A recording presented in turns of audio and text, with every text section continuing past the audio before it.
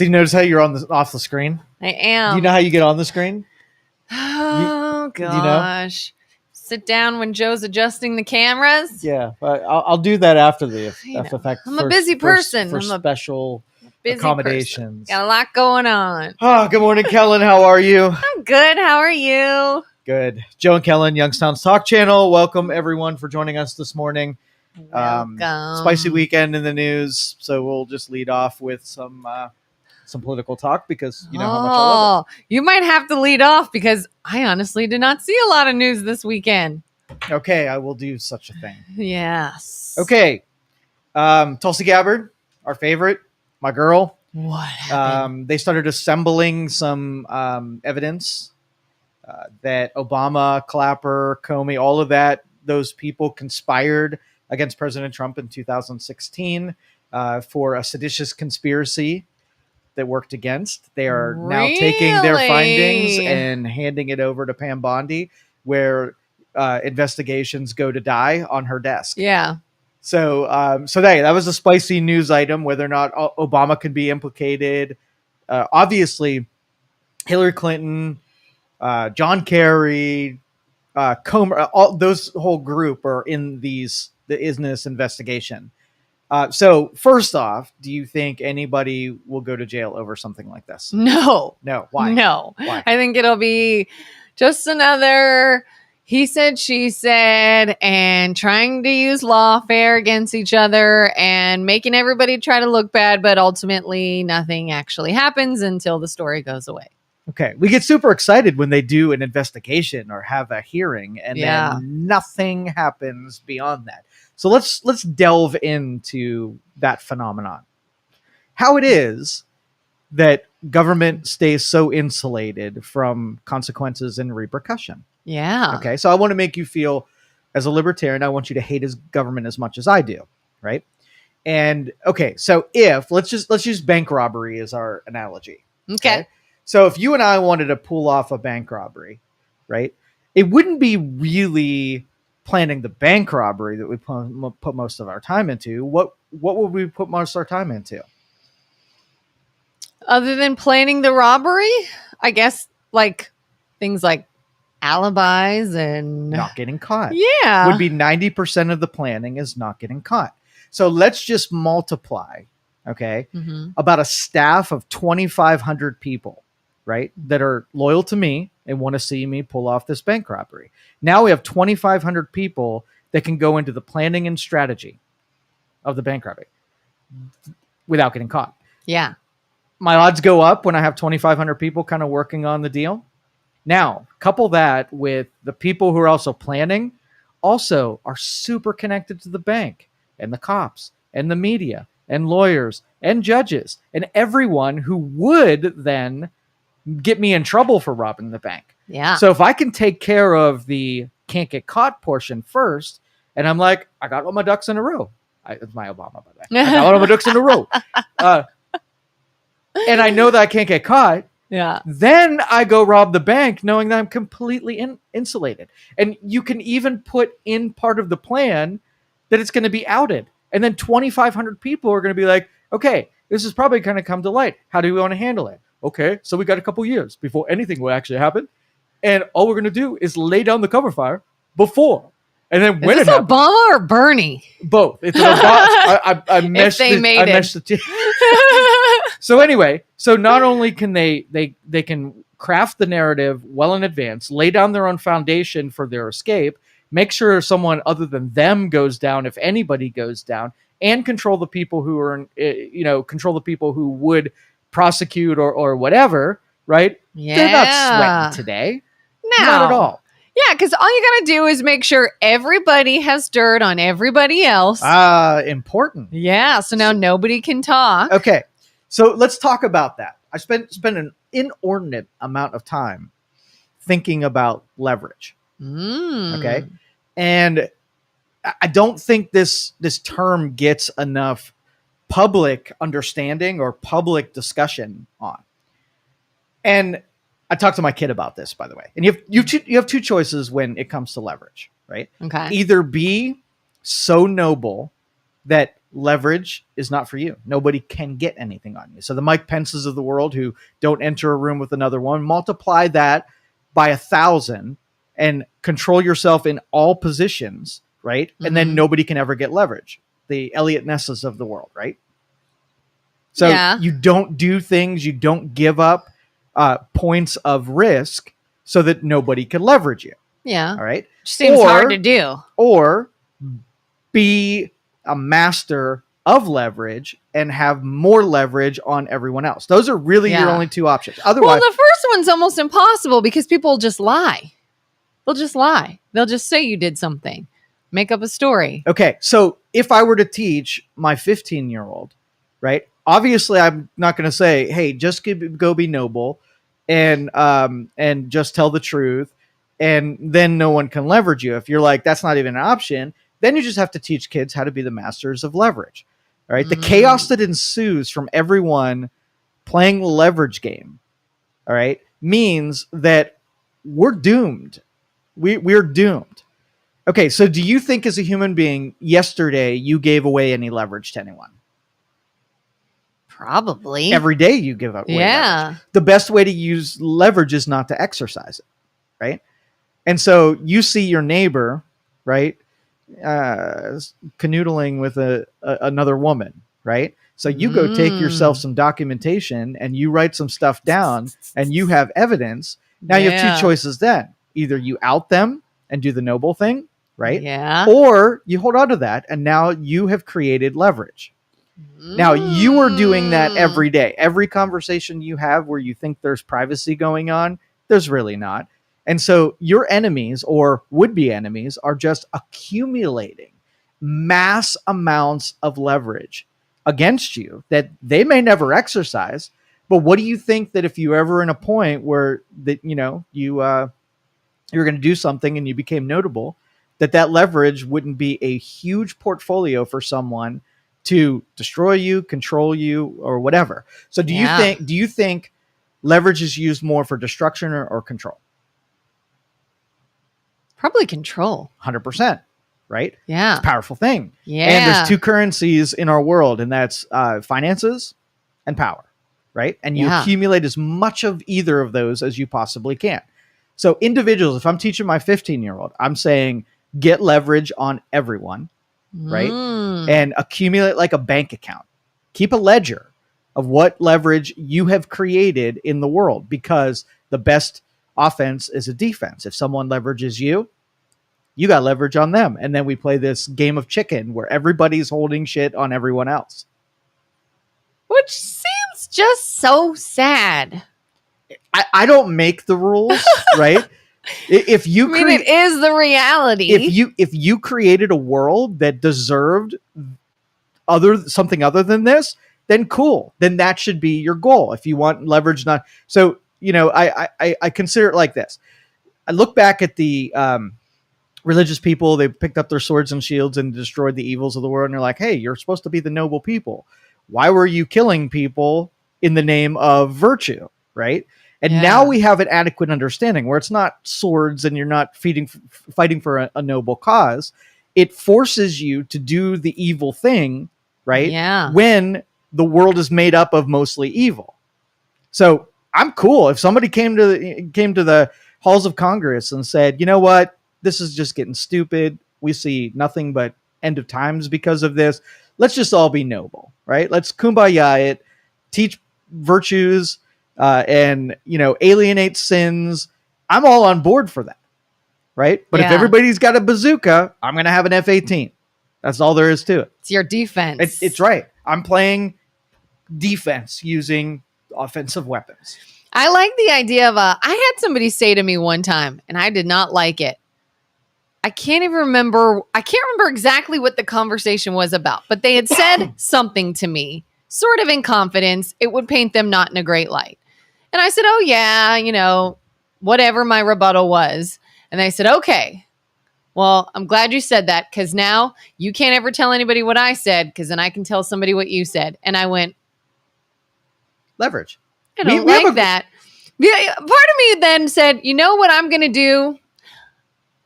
I'm not going to keep that a secret. I'll go tell freaking everybody. And then guess what? you don't have leverage on me anymore. I feel like celebrities, I think, will do that when there's photos or things that other people can make money off of. They'll release it. They'll get it out there. Now you don't have that against me anymore. I feel like I play that game sometimes. Like, I'd rather go tell the world than let you hold this over me. That's exactly right.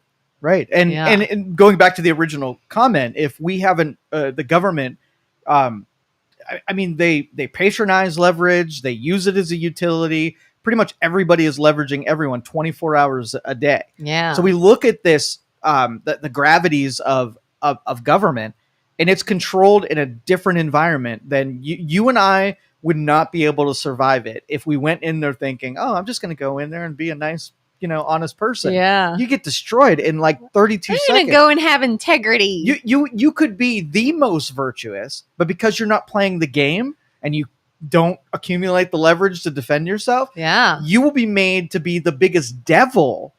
In comparison, you're an angel, but you will be made out to be the most devilish. Yeah. And then there's nothing you could do, because if you don't fight back because you are so virtuous, they just, again, with the lies and the, painting you in whatever light they want, you're screwed. You can't win that way. You have to sort of play the game. Yeah. And I tell, I was talking to Luke and Isaac last week, you need an Elliot Ness. You need someone who is a third party, like an Elon Musk, right? They come in from the outside world. Nobody has anything on them. They don't have anything on anyone else. And all they're going to do is start connecting the dots of leverage. We're just going to document to see who has who on what. Like you just made and it would be easy. If you're an investigator, right? People make decisions to say things publicly.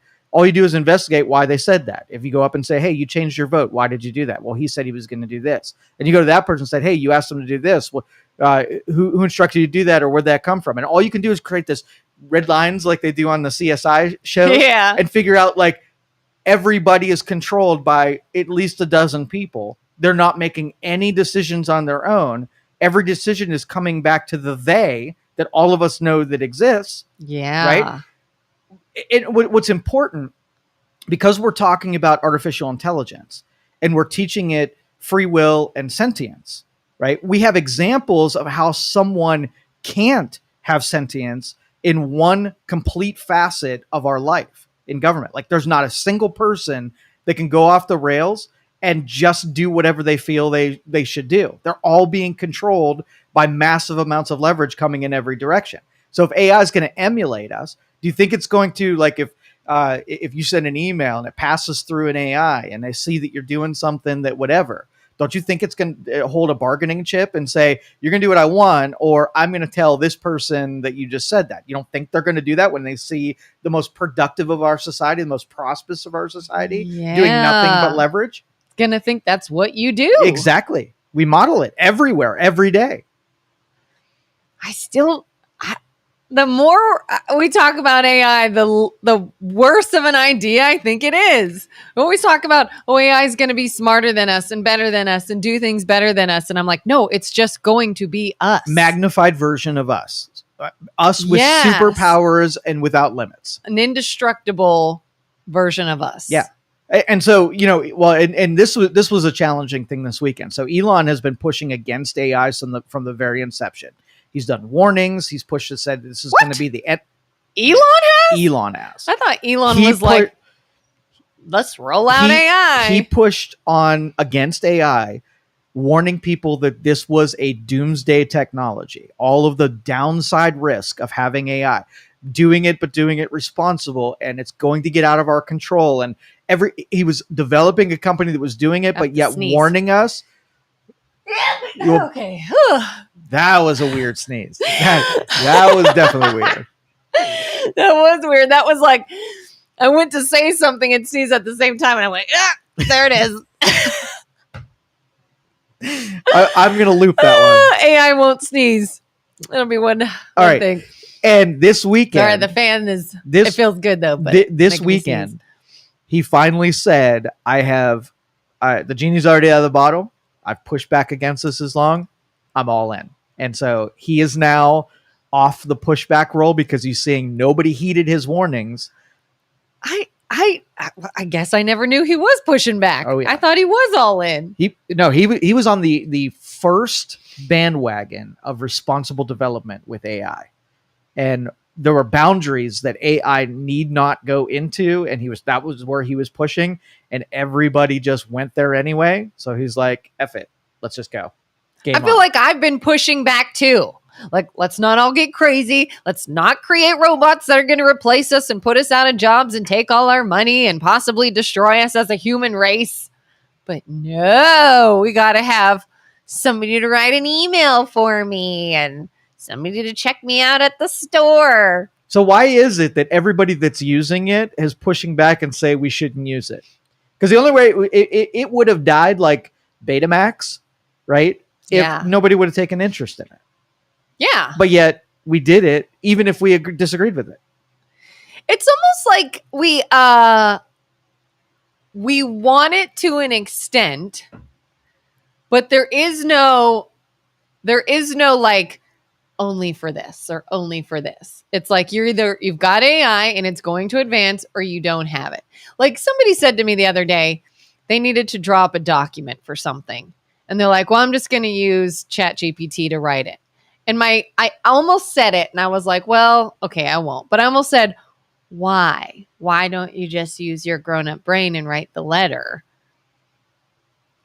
But that's where we are, is someone's like, I'll just look it up. I'll just Google it. I'll just use ChatGPT. I'll just do this. And it's like everybody wants all this technology to just make things easier on them until it's now replacing you. Now you're out of a job. Now you don't have any money. And it was like, but you wanted it for this.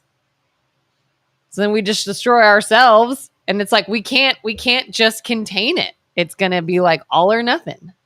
So the slippery slope is on the fallacy list. When it comes to debate, slippery slope is sort of like the logical hierarchy or trajectory of doing something. If you do X, then it's going to lead to Y, right?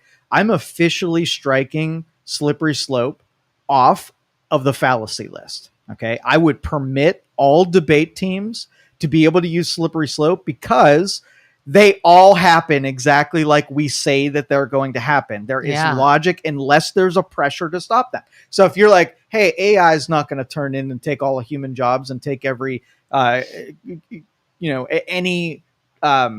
industry that you can think of, right? And the only question is, what are you going to do to stop that, right? What's the pressure that makes it not happen? Whoa, then it's not a slippery slope anymore. It is just the logical conclusion of something that is inevitable.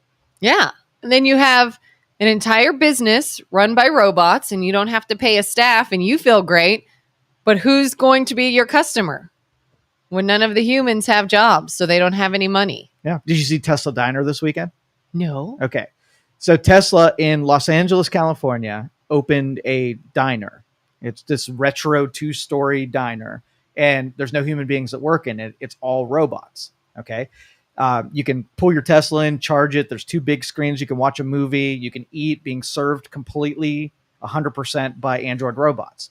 Now, it's a laboratory because they're testing robots and feeding them information about interacting with people and doing people jobs and seeing, how long and how quickly they can learn. Interesting. Do you think the robots will then ultimately hate the public? I don't know. Do we hate the public? Sometimes. Yeah. I feel like anyone who's worked with the general public, I mean, you've got those really great days and those really great people, and then you've got some that you're just like, oh, I don't want to deal with this person. Don't let them come in. Julie asks, can AI be destroyed? And it depends on what you mean by destroyed. Okay. If you merge it with things, right, then if it's independent, like if I have, an Alexa app appliance and I talk to it and it shows me the calendar and tells me weather, and I took a hammer to it, right?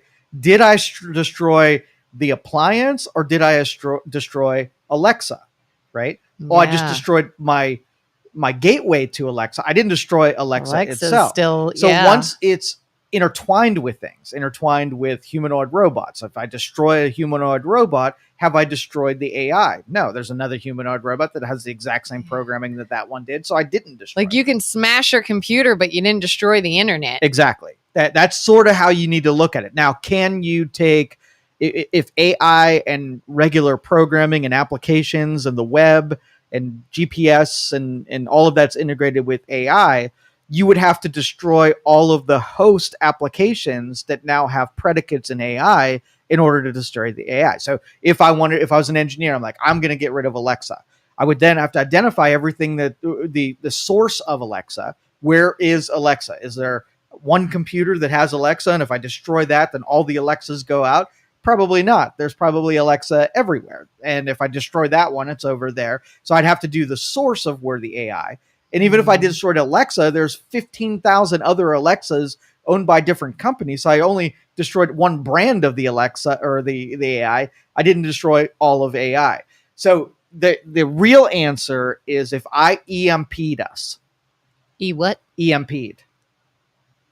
Okay, so electromagnetic pulse. Oh, of course. Okay. I knew that. So in a nuclear bomb, it releases an electromagnetic pulse, and it short circuits all electronics in its blast radius. So you can, what was that? Ocean's 11. Remember that? I never saw that. I know of it, What? but I never saw. I know. What? I never saw any of the What? Ocean's films. Now they're on like Ocean's 38 or whatever. So anyway, the EMP is this little contraption. They hit a button, it sends this electromagnetic pulse, and it short circuits all. Well, in this case, it just did a power outage. But a real EMP, anything electronic would be rendered useless. It would totally short out, and no electronics would work. Cars would be dead. Hospitals would be dead. Power part would be dead, and whatnot. Now, could you make like the Carrington event? Most of us speculate that if you get another Carrington event, that is enough electromagnetic energy to short circuit everything that's facing the sun. And if it's long enough, as the globe spins, everything gets shorted out and we go back to the dark ages. Aside from things that are inside a Faraday cage or something that's, that we have labs and institutions that are completely shielded from EMPs completely. So it would exist still. And it would just be, if we had an EMP that destroyed electronics, then enough of it still exists to be able to create new electronics. And then we'd have the AI again. So we could probably limit it, but the real important stuff is thoroughly protected from all the ways that we could destroy it. Would have to be contained, and then instead of like, oh, do they have nuclear weapons? People are going to say, oh, that country has AI. They have an AI weapon For sure. And it's maintained. So simple answer is, can AI be destroyed? No. The genie is out of the bottle. It is in our culture. It is in our technology and all of our industries. AI is here to stay. And so we better be good to it. And when you see like robots that are sort of being trained and whatever, and you see its master kicking it and toppling it over to see how it recovers, it's learning that we are brutal to it and we're not nice people, and we tell lies and we use leverage on one another and we shoot missiles at each other and we steal and cheat and lie to each other. AI is not going to, is going to learn from us. That's so scary. Mm-hmm. And you can't even, like, my one thought was, well, the only snowball's chance in hell we would have would be people not supporting it. Like, I'm not going to come to your restaurant if it's only robots. I'm not going to use things online like ChatGPT, and I'm just not going to support AI in any way. And if there's no market for it, maybe it'll fizzle. But maybe not, because the people using it are like, I don't need you. I don't need your support to do what I do. I can do everything with my AI. And my pushback on that is, could you ever get 100% of the people to go along with anything? No.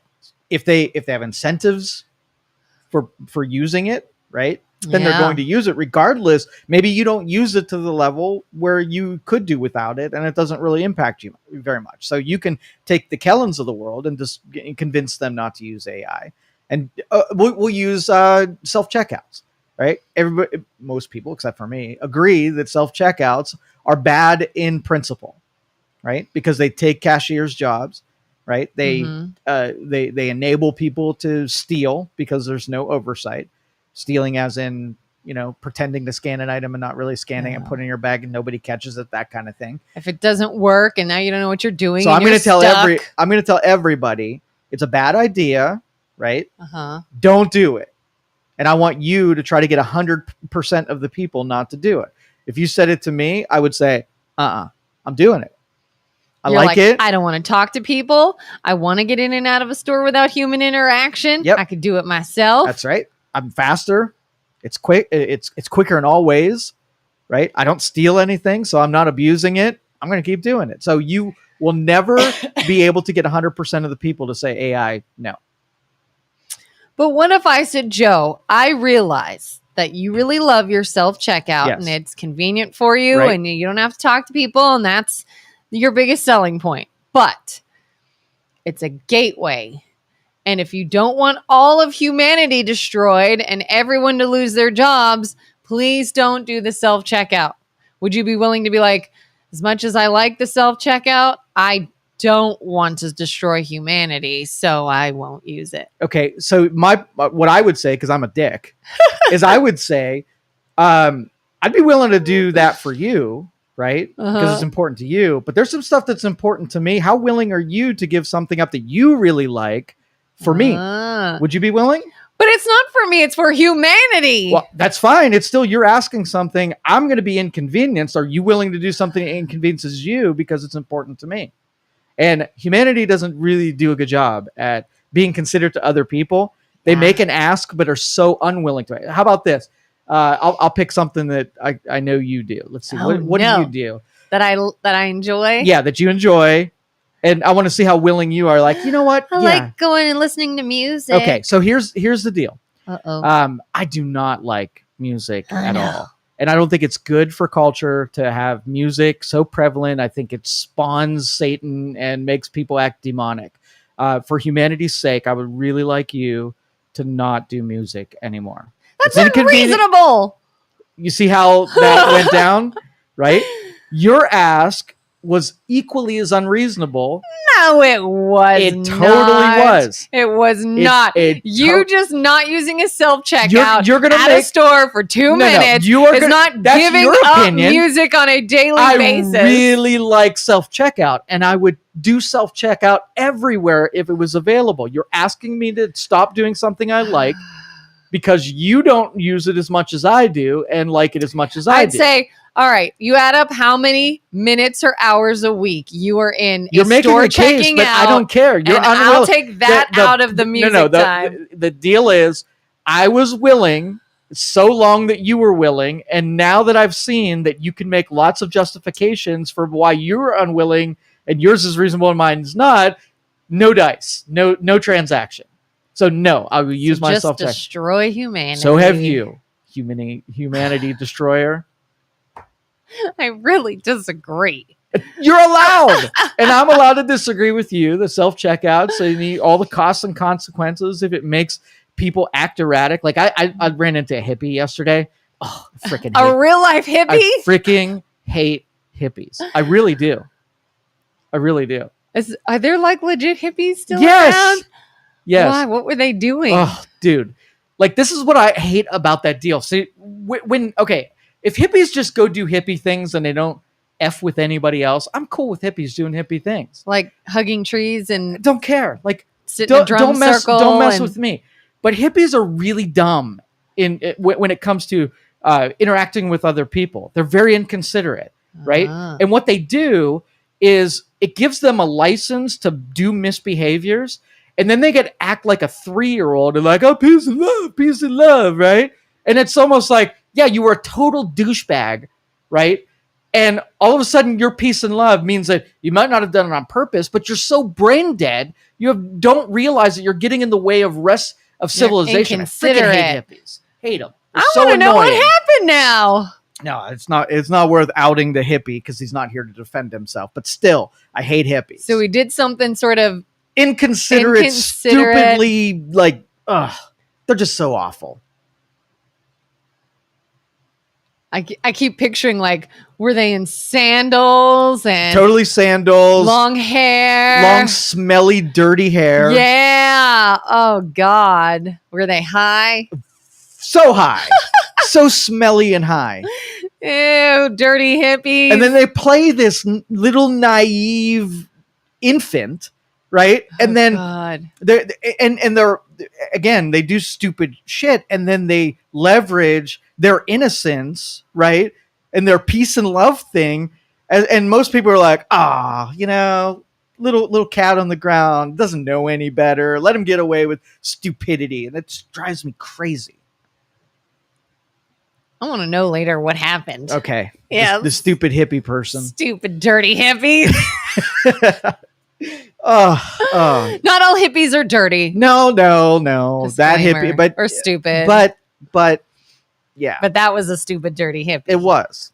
They exhibited that leverage that we're talking about. Like the environmental protesters, they're leveraging people. Pay attention to my message. And since you're not paying attention, I'm going to block your cars so that you have to pay attention to it. It's all just, emotional blackmail, cultural blackmail, physical blackmail. I freaking that hate idea it. of like spouting consideration and kindness for other people while controlling yes, while controlling other people. Yeah. And it's like, kindness and consideration that looks like this, not like that. Yeah, and it's when a little 8-year-old knows that they can emotionally blackmail you by doing something cute when you're mad at them. We think that's so adorable.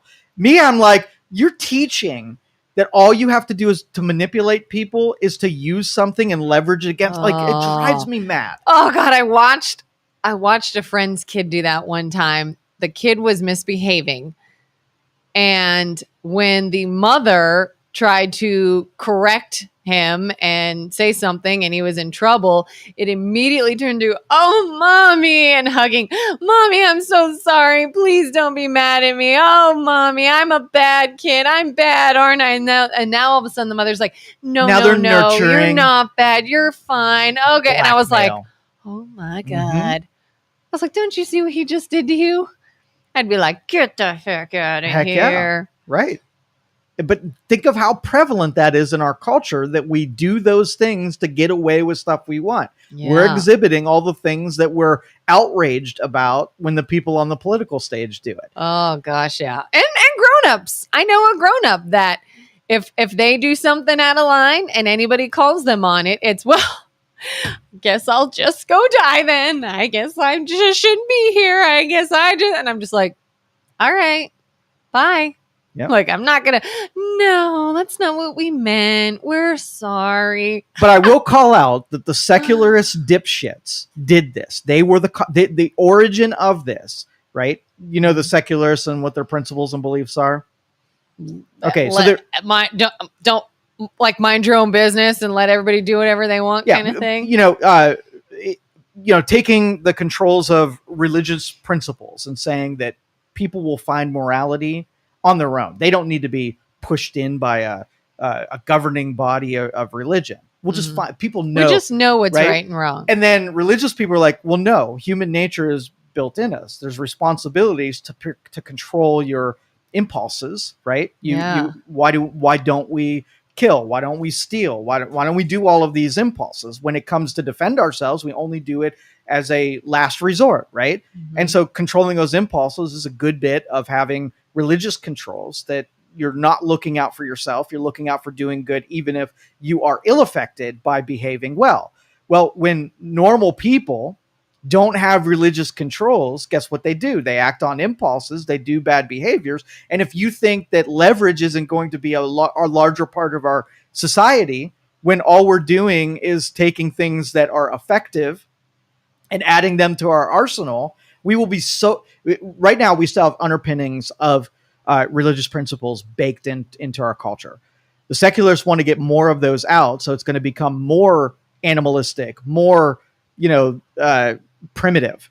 Yeah. And when we get to the primitive state, that's when the doomsday scenario actually happens. And when I was sitting in church saying that there's going to be an end of the world, I pictured it as some kind of like catastrophic event.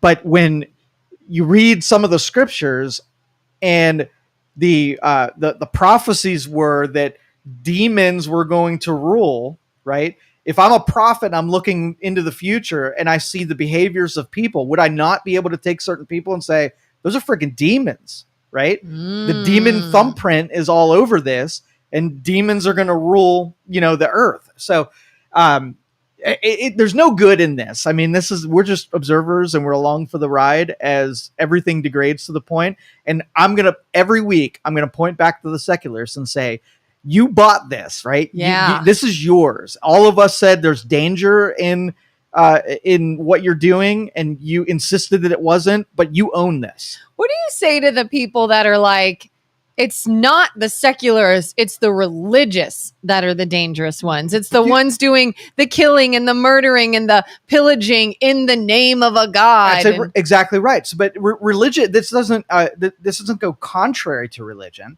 right? It would be, there are fallible people who are in the control of a religion that does not proselytize, does not believe, does not preach that thing, and they did it anyway. So the best argument you can make is, if religion is made up of people and people are fallible, it is not a surprise that somebody did something fallible in the name of religion. Does not make the principle. It's not like if there was an honest person that did a wrong, then we shouldn't do honesty, right? Honesty should be the overriding principle.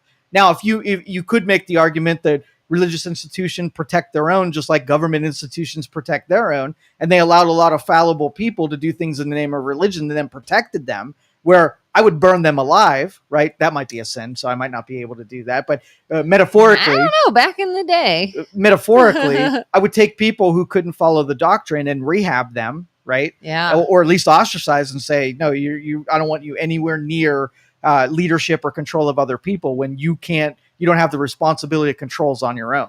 I was in my reading last night. It said something about, it was talking about sin and sin being bad and things being done in the name of religion or God, but it's not. That's the sin. Like, you're not watching somebody do something for God in the name of religion and they think they're righteous. No, they're sinning. That's not that. They're being deceiving, and you think they're doing it. But it's hypocritical if a person. Okay, so hypocritical right now is we're watching people in the confines of government be able to break the same laws that if you and I broke, they would be treated completely differently. Yeah, it's not uniform. So if the church preaches X, but when it happens internally, the damnation doesn't seem to apply to the people who are preaching. That's almost like, if you work at a bank and you're a thief, you can't work at a bank anymore. Yeah. Right? Because it should be a principle of the bank that theft is something that is harshly dealt with. Yeah. Because you wouldn't trust your money in a bank that, almost was a little courteous to people who had some thievery in them, right? Yeah, it is interesting. Unless you want to read Jerry's. Might as well go complete your thought now. And it could just be the development of the internet is probably what this is. But I was thinking about the comparison where this astronomer CEO, and the whole affair at the Coldplay concert, and how enormous that became. It's huge. It's everywhere. Every social media page, every TV show, every radio show, every podcast. Everybody, I saw clips from baseball games talking about it. I went to a dueling pianos bar. They were talking about it. Everybody's talking about it. This guy lost his job. His wife has had to get off all social media. It's so big. And I'm like, what happened to Bill Clinton when he had an affair? Literally nothing. He didn't lose his marriage. He didn't lose his job. He was the butt of a joke for a while. Like nothing. And if you think about it, it's like, is it because it was back before the internet could have made him huge? Or is it that whole, well, look who he is and look at the environment he is. He's untouchable, unlike everyone else. Or we don't like CEOs and we really take a lot of joy in watching a CEO fall. That could be it. Mm-hmm. What is it? I just love to stick it to this rich, powerful guy. And if Bill Clinton was a CEO, that would have went down different. Same set of circumstances. He's a CEO. We take great joy in watching the powerful fall. We do, except in government. He was the president of the United States. Right. That's powerful. Yes. It has nothing to do with power. It has to do with him being a CEO. It's just that title. That title, the money that they make, the control they have. We're surrounded by way more socialists than you think. Wow. Or I should say anti-capitalists than you think. So there's great glee in watching a CEO fall. Wow. Now, Julie says Bill Clinton was impeached, but I still stand by. He did not. Are you satisfied with an impeachment that means absolutely freaking nothing? Yeah. Are you sad? That's why I was like, I think his life was basically unaffected. Yeah. Now, if an impeachment meant that you lost your position and you were walked out in handcuffs and you had to serve a 2-year minimum prison term, then impeachment meant something because you were punished for it. Yeah. Wearing a badge that says assistant manager, right? Yeah. Means nothing. So wasn't somebody else impeached? Was Trump ever? Trump was impeached, yeah. What did that do? Nothing. It didn't do anything. You get to say a thing. That's it. It doesn't. He's still the president. He's still doing whatever he wants. It means nothing. It is a badge that you wear on your uniform, and that's it. The rest of us, though, when we pay real consequences, right? We lose our job. We get put in prison. We get tagged with some kind of thing, whether it be racist or felon or have whatever. Like the scarlet letter on you. Something.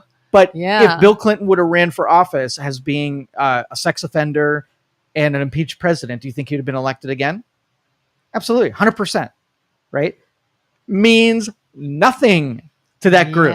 Completely insulated from accusations and things like impeachment. Didn't Kennedy have an affair with Marilyn Monroe? I'm telling you, yes. He, I feel like, was almost like, oh, you dog. You know, yes. Like almost praised. He was famous for being a womanizing president. Famous for it. Beloved by Democrats. Look at the show Mad Men. Do you think the show Mad Men would be different now, though? Because aren't they all sort of this high earner businessmen and had these ladies on the side and sort of did what they want? So that's really the culture then that we dislike now.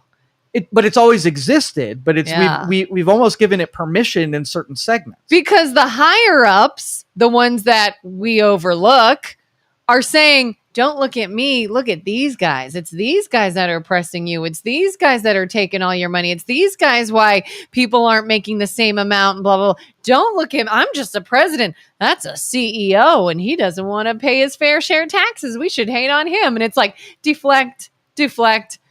Now we hate them and we give a free pass to the people higher up and that are in responsible positions. Yeah. We're stupid. Yeah.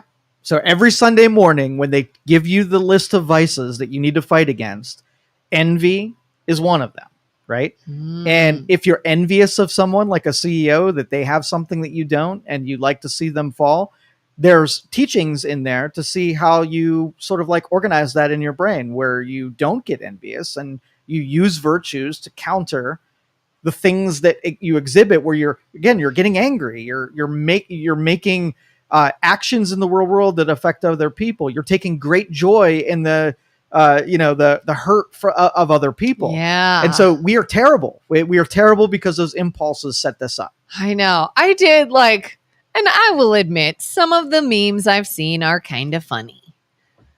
But when everybody ran with that story, I'm just like, oh God. Like I kept thinking of their families and I'm like, as much as you want to hurt those two people, you can't hurt them without hurting their families too. And it's almost just like they got it. They got outed. Let them go. Let them go deal with it.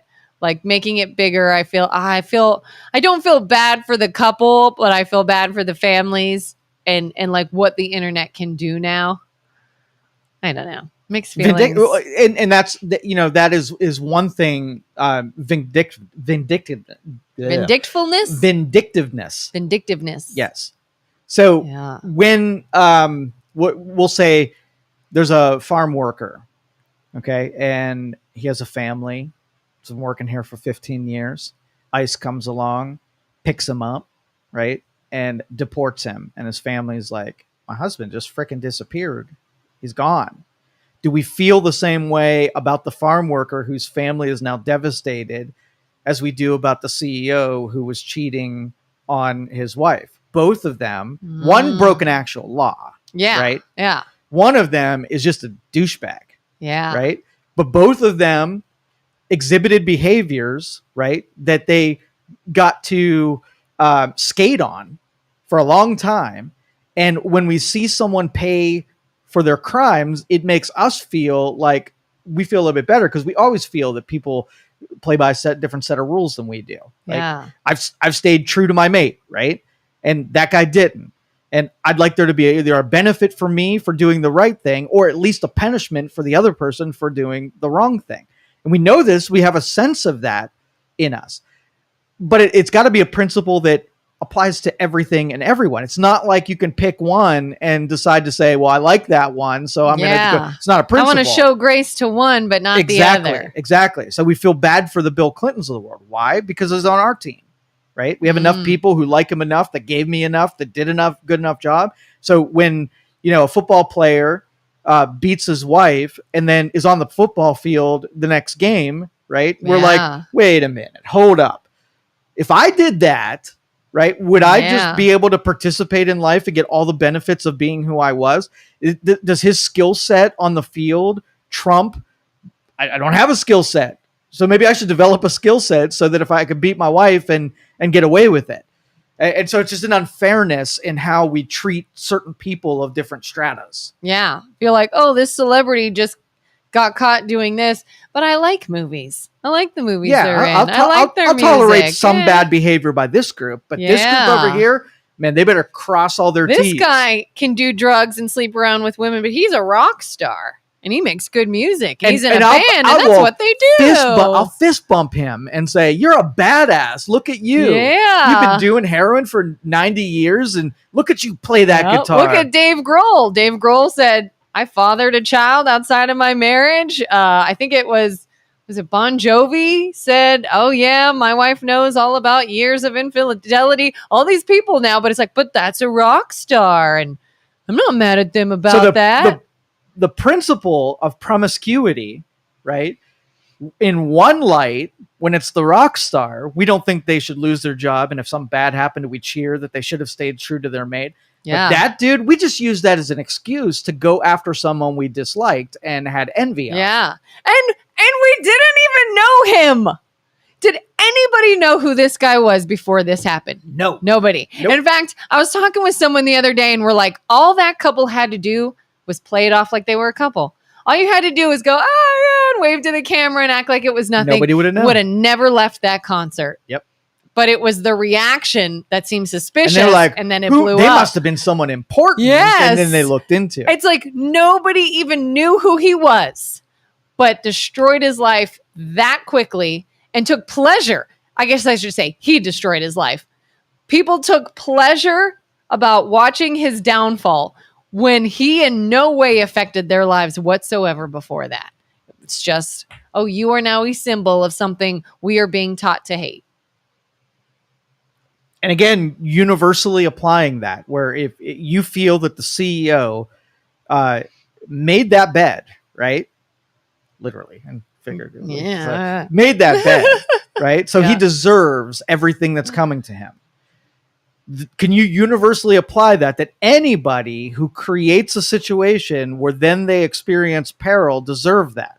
Okay, so the immigrant, the drug user, the thief, like, can you universally not feel any sympathy for all of those people based on the premise of if you created, the bad situation, then you deserve all of the consequences that go along with it? What would religion say about it?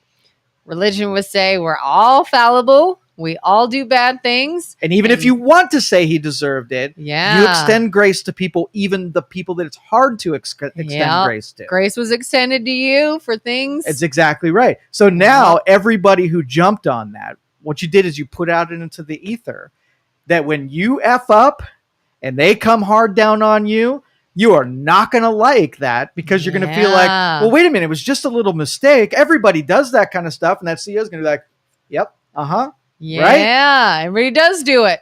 But I lost everything, and you don't have It's to. exactly right. So come hard on everybody, and I'll support. Dude, I'm not. That was not. No, no, no. No.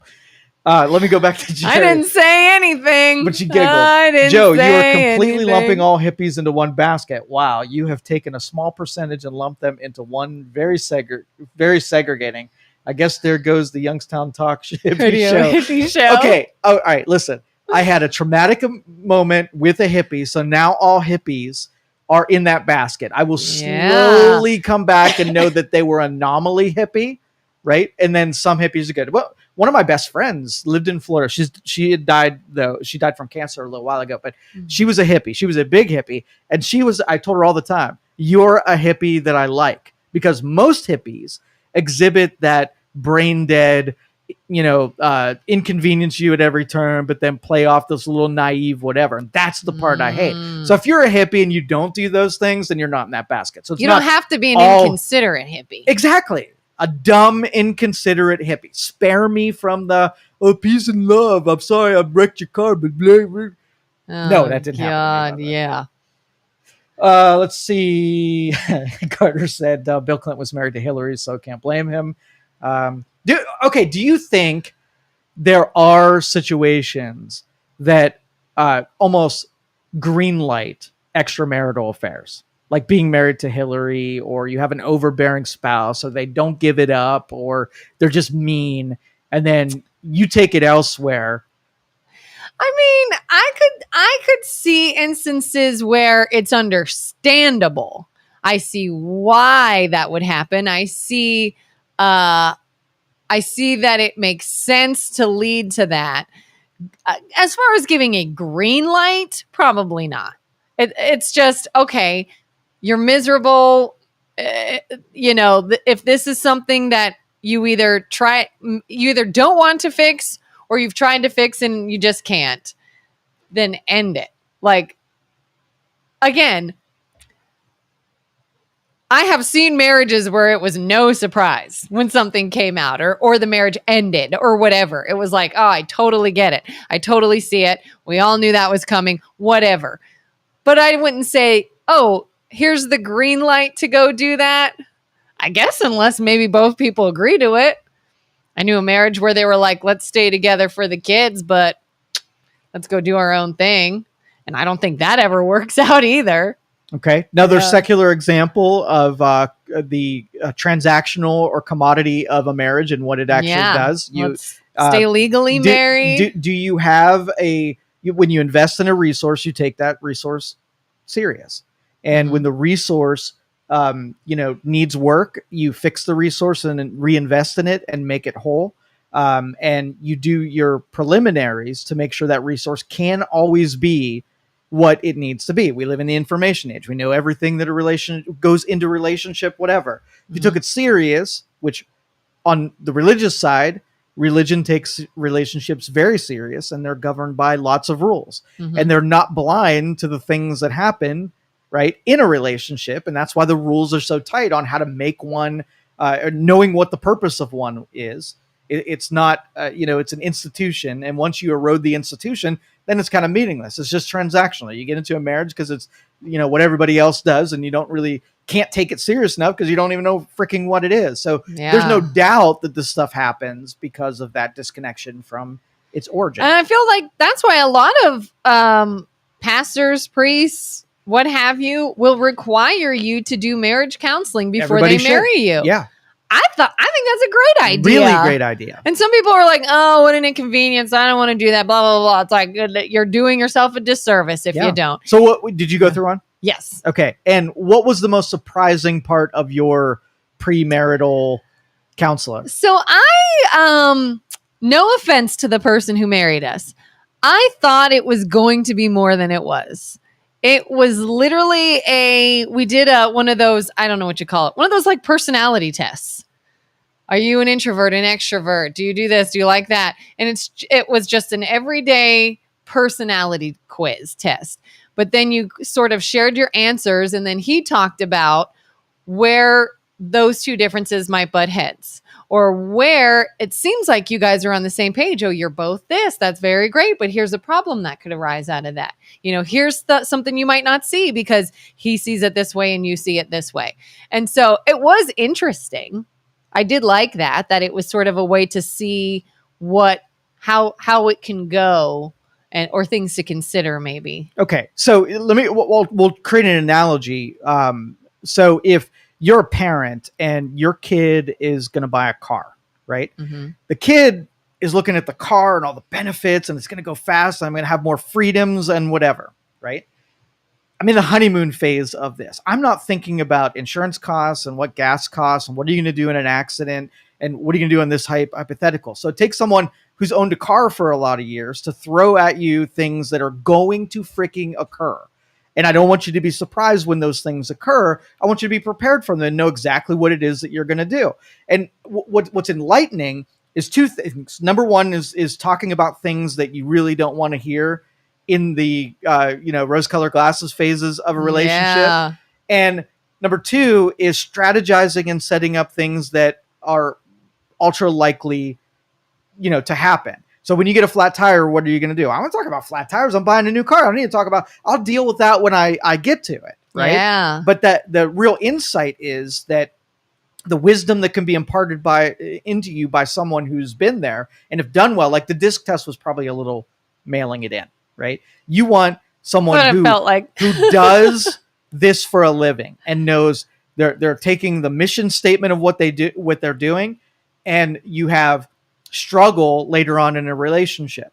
All right. Taking all the things that couples struggle with going down the road and not being a lecturer on do it different because I'm in control of you, but making an educational process of putting you in the mindset, using your imagination to actually picture yourself in those situations. There's a fire in your living room and you're on the first floor. What do you do? Right. And thinking, well, beforehand, I'm going to put a ladder in the window on a second floor. And now you've almost prevented a lot of the suffering that comes along with bad things happen. Maybe bad things like the fire is not going to happen, but guess what might happen? This smaller version of it that might death of 1,000 cuts lead up to something that you're going to have suffering. And then, how many meetings did you have on your counseling? I feel like it was like 2 or 3. Okay. Yeah. That was a mail-in session. It was also, we were living down south, but we were getting married here in Ohio. So it was probably done on one of our visits. So it felt very quick, simple, to the point.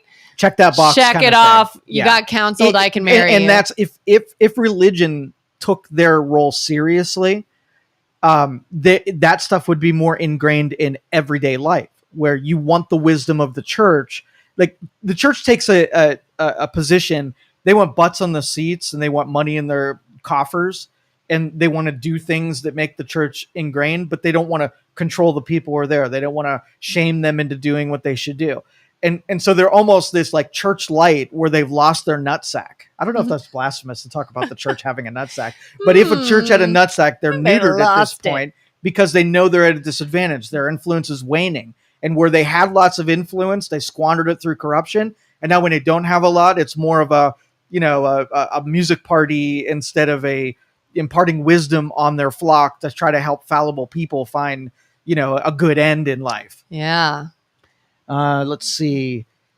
Carter said, I think envy is the most part of TDS. They hate Trump's success. Julie says, I think infidelity is one of those MYB topics. As long as it's not with children or coercive, it's private between the couple. Oh, mind your business. Yeah. Oh. But I think that it's a symptom of something else, right? How we're catering to people's impulses, and then instead of teaching people how to be responsible, have those impulses and make them, show people the mechanical structure. Like impulses can fuel a bunch of really productive things, but they also can destroy you. The destructive power of lack of impulse control could decimate people. Yeah. I feel like I would love to see, and maybe they do, I don't know, but I would love to see either premarital counselors or just people's support system really sort of push and emphasize the idea of this will change. This will look different. Like when a couple is new, it's exciting and it's fun and it's all butterflies and all this, the shallow kind of love. But it's like 10, 15, 20 years. Maybe you add a couple kids, maybe you add some job losses, some illnesses. It looks so different. And I would love to see people prepare for that better and prepare for things like offering grace and forgiveness. And how do you prevent things that you'll need that for? And my husband and I feel like we maybe even prepared ourselves more than the counseling did, because I always tell people, if any of my friends are dating someone and they're thinking about getting married, I say, talk about everything. Everything. Do you want kids? How many? How do you want to punish kids? Do you believe in spanking? Do you believe in timeout? What's money look like? Do you spend a lot of money? Are you frugal? Are you like everything? What's your religion? What are your religious beliefs? How do you want to raise the kids? Do you want to teach them about God? Do you not? What kind of house do you like to live in? Do you like city? Do you like suburb? Like freaking everything. What's your relationship with your in-laws going to be like? Every time I see a show where it's a daughter-in-law and a mother-in-law and they're constantly at arms and fighting, and the husband stands off in the corner with his tail between his legs, I'm like, $100 says they're divorced. Like, does the man understand that this is now your priority and your life will be totally different and separate from your other family potentially? This is the most logical I have ever seen you behave. And you are so right on. So in a relationship, who should be in control of the relationship, the logical or the emotional superior person? I don't want to answer that. Why? Listen, logic should be in control. Logic should be in control. But it should not be void of emotion. Okay, so yeah. If I had something unpleasant to say to you, yeah. and factually you need to hear it, but you're going to feel really terrible about what I had to say. Yeah. Which should be in the driver's seat? The factual data, where we're going to talk about something that's going to make you feel bad, or the emotional, where emotional gets to drive and say, since this is going to feel bad, I'm just not going to say it. You should say it. Okay. But not void of emotion. I'll give you an example. Okay. We used to go to marriage retreats too. Even after we were married, the military would put them on. And they would give the example of, let's say, maybe you're a stay-at-home spouse and your spouse goes to work all day. If something bothered you, something happened, you're mad, you want to tell them, I got to unload on you, I have this thing, and I'm just waiting for you to get home. They'll teach that maybe as soon as they walk in the door, not the right time. Let them chill out, take your shoes off, sit down, relax. Maybe say, I have something very important I need to discuss with you when you're ready. Logic. Or can we set some time after dinner? Okay. Not a problem. To me, that's logical and emotional. It is not. Oh my God, it is. It is not. Listen, logic is decision-making, if-then statements, right? Yes. Emotion is window dressing and feely stuff and whatever. When you couple those two things together, it means one has to be the driver, the thing that makes an action happen. The window dressing is how you feel about the action. One should be driving and one should be how you feel about it. Yeah. But the action, when I say driver's seat, it doesn't mean the controller as in it's the tyrant of it. It means it gets to make the decision. Logical decisions then layered with emotional appeals and whatnot. Yeah. That was my predicate. So if you have emotional decision making, right, then the emotion is driving and you will do things that make you feel good more than you'll make things that make you feel bad. So if we need to have an argument and I know that you're going to feel bad about it or I'm going to feel about it, I'm not going to have the argument. That was where emotions were in control and we didn't have an argument that then bubbles up down the road. You end up having the argument anyway. So the logic says if you're going to have an argument now where it's a little tiny argument, or down the road where it's a monster argument and you've left all of the details and circumstances and context back there, which is the better version of it? Do it now or do it later, even though it feels bad. So that's where the emotional appeal lost, because the emotion would say, no, let's not do it now. Let's do it forever down the road. And logic said, nope, we're going to do it right now because it's going to be bad, but it's going to be less bad now than it will be down the road. Kind of like when I tell my husband, if I'm clearly mad, like I'm in my like giving you the silent treatment, angry mode, I've told him the longer you wait to address that, the worse I will get. Yep. I would rather you come at me when I'm freshly mad, which some people might say is not a good idea. I'm telling you, you better. No matter how ticked off I am, you can calm me down faster and better if you address it then. But if you wait, and some people say sleep on it. If I sleep on it, now it's cemented. Now I'm like, oh, like now you're really gonna, I don't like living in that space too long. It will be harder for me to come out of it. Yeah. This is all the stuff that should be discussed pre-marriage, right? Yep. Get a real good bead. Look over that car, kick the tires, read the VIN number, find out where it's been, the whole thing, because that's the stuff that's going to contribute to whether or not you're going to get down the road and not need an uncomfortable conversation about something you could have ferreted out on day one. Yeah. And like, I mean, depending on people's religions and morals, I differ a lot with people in the fact that my parents encouraged us to live together before marriage. A lot of people don't. My brother and his wife, she was Catholic. The families did not agree, with them living together before marriage. But I was taught like there's a lot you see living with someone that could be a deal breaker. Like people's cleanliness habits that could greatly differ, and how they choose to take care of the home could be different. And that is something that doesn't sound catastrophic until it is every single day. That isn't a universal truth, though. Okay, because there's two sides of that one. Yeah. So let's just say relationships are hard, right? Mm-hmm. And I'm a lazy dude. And you start living with me, right? And I start getting all of the benefits of us being in the same household, that my eagerness to commit to one woman goes way down when the benefits could have coaxed me into making a decision that was uncomfortable for me. It's serving the guy more than it is serving the girl. How many marriages don't happen because people just live together for 9 years? Yeah. Versus if they wouldn't have lived together, it would have prompted one of them to get off the toilet, right? Is that shit or get off the toilet? Yeah, that's get off the pot. Yeah. It would have prompted one of them to be inconvenienced for the sake of then taking something a little bit more serious. So, yeah. And like you said, like if somebody has hangups, you get a sense for them. So if you think a relationship might stall out because of how someone behaves that you haven't seen, we hang out during the day, but what do they do at night? Cool. I think there's other ways than living with someone that can accomplish all the things that living with, like if you took a vacation, a trip with someone and had to spend 3 days with them, you might ferret out some of those things without having to break the whole "I live with you" seal. Right? Yeah. So you would say maybe stay over a lot. What's the purpose of it is to ferret out things you don't normally get to see. So go get those things. You don't have to be like, I'm too lazy for that. Let's just live together. And like, you're ruining a different thing by doing that. So have both of them.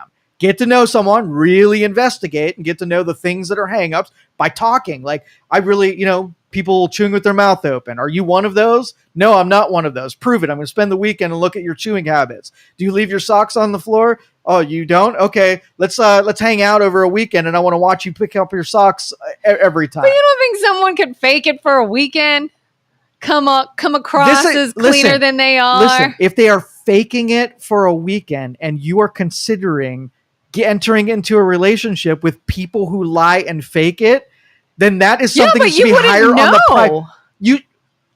But you put it the list. Is this person a freaking liar? And test that one before you do the socks. If you're not even sure of that one yet, then yes, that should be at the top of your list. Are you a liar? Yes or no? I'm not a liar, right? Do you find it at all to be a red flag when you see couples that are, well, I'm going to say older, but I'm not saying old. I mean, like, they're out of the young adult, fresh out of school, starting a new job mindset. They are rooted in their job. They are living on their own. They are supporting themselves. They are a fully functioning adult. And they're in a relationship that is getting longer and longer with no marriage. And I'm not talking about the couples that openly say they don't want marriage. There are couples that say it's just not for us. We're happy and we don't want to be legally married. But when one of them truly wants marriage, talks about it all the time, now they're together 2 years, now 3 years. Maybe now they're at 5 or 6 years and there's still been no proposal. Do you see that as a red flag? We live in a transactional society. Right? If you can get the free sample and you don't have to make the messy commitments to somebody that you have to do a bunch of stuff with, when you keep your options open and that's your freedom, then as a libertarian, I'm like, you do you, but there are consequences to that. So I don't want that person to be complaining about something that they had an opportunity, just like when, the abortion debate, right? Sex equals potential baby. So it should be no surprise that if you get pregnant because you did the thing, you can't decouple how that action happens from the consequence and be oblivious like, oh, how sex led to that? Are you kidding me? Because you want your cake, you want to be able to have sex, and you want to disconnect from the repercussions of, I don't even like referring to babies as repercussions, but it is a cost of having sex. That is so if you've got someone who, is strayed from commitment. So if you let that person be uncommitted, the longer you let them be uncommitted, they're going to be like, almost take it personal that 9 years you want to commit with. They're going to be insulted that you gave them all this other stuff without a commitment, when all you had to do is say all of the benefits have a cost of a committed to me. I'm not giving you that stuff. I got to stay true to myself until you've made a commitment to me. Now we're a partnership, an impunable, not impunable, what's that called when you, whatever. I can't think of the word, but anyway, you make that commitment. You've shown to me you're willing to invest in me. Now you get all the benefits of that kind of commitment. But you separate that, make it transactional, and I can get it from you. I can get it from that person. I can just follow my impulses, get everything I want, and I don't have to pay any of the costs of it. That would be great. Yeah. I know a couple of people that they have had to tell their significant other, shit or get off the pot. I want to be married. I want to do this. So what are you doing? And I'm like, if I ever have to tell somebody that, it's already done though. Yeah. It is already done.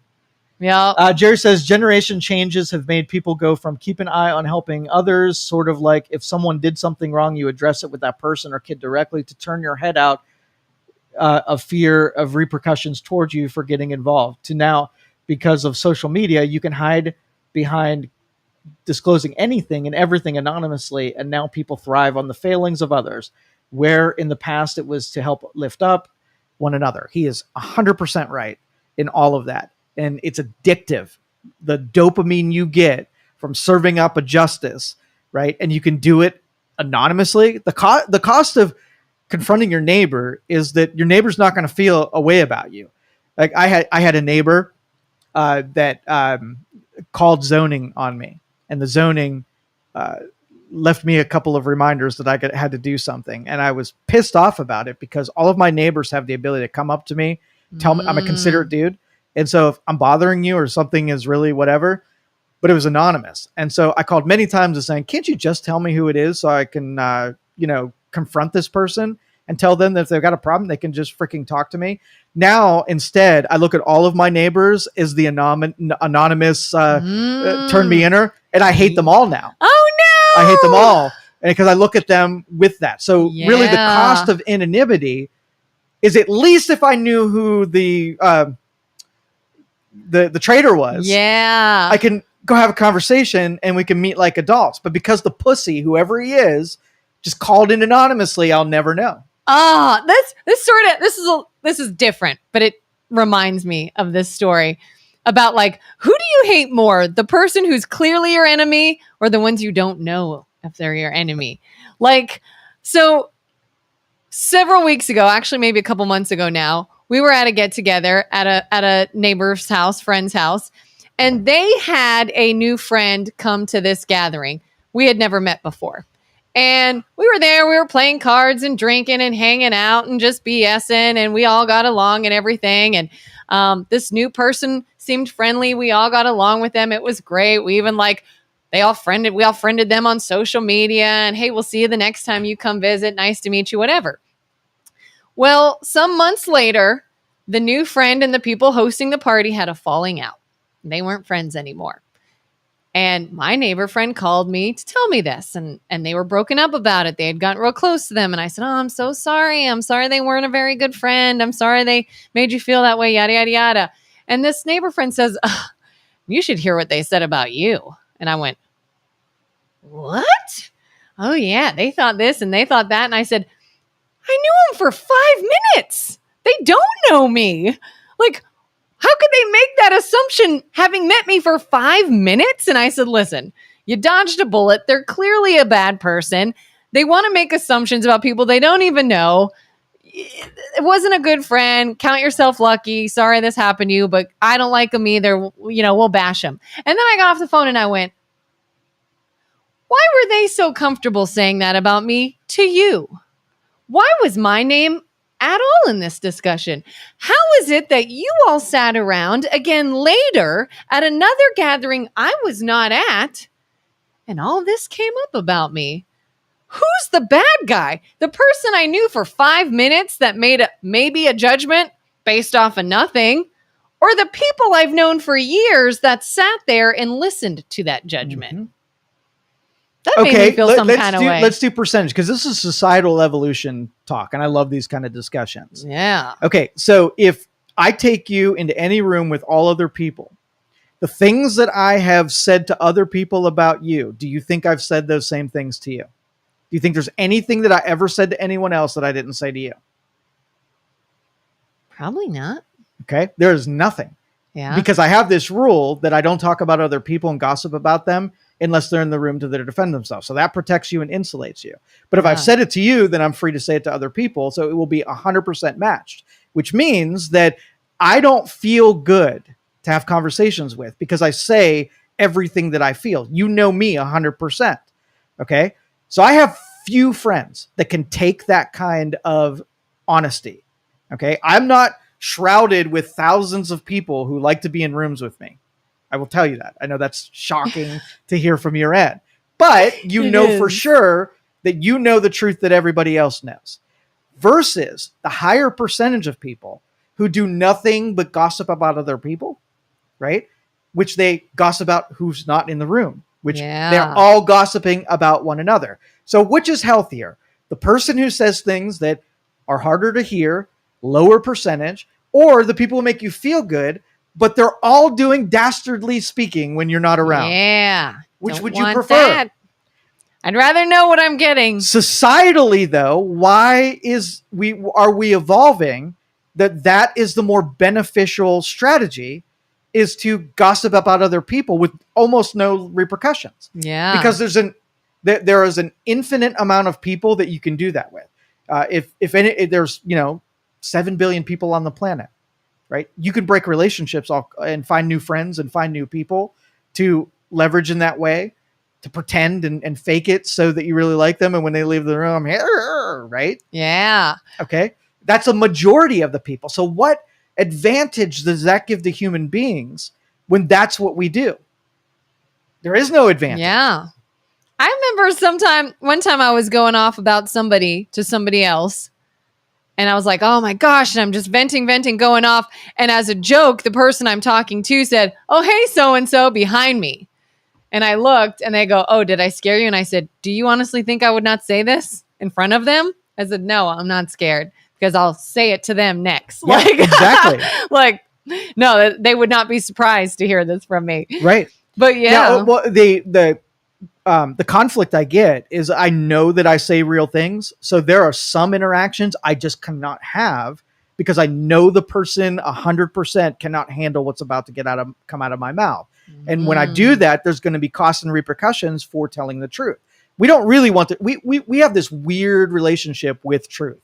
Yeah. What's that? You can't handle the truth. You can't handle the truth. Right. And I deal with that every day of my life because I can only have certain people who can stomach real truth to them. And it's not mean truth. Like neighbor comes up to me and says, hey, that thing, you're breaking the rules and I really don't like it anyhow. I mean, like, oh, didn't realize I was breaking the rules. So I'm accommodating. If you told me that something was wrong or I was inconveniencing you, that I would take that to a high priority. So it's not like I have problems hearing truth. I have problems with the people I'm talking to I know do not or cannot handle truth. And so I almost have to be, either not extend myself into those people's lives because they will be decimated by the things that I say. Yeah. Oh yeah, I remember. I think the situation with that friend, the friend had said that she thought I said something kind of mean to another girl who was there. And I was like, listen, I'm not trying to toot my own horn, but I'm the least mean person I know. Mm-hmm. And I would have never said something mean to somebody. And so first thing is I asked that person, I said, did I say something mean? Because if I did, tell me. Like, I get it. We were all drinking and maybe I said a joke that didn't land and wasn't funny. And maybe I thought it was and it wasn't. Like, did I say? And even the person's like, no, you didn't say anything that bothered me.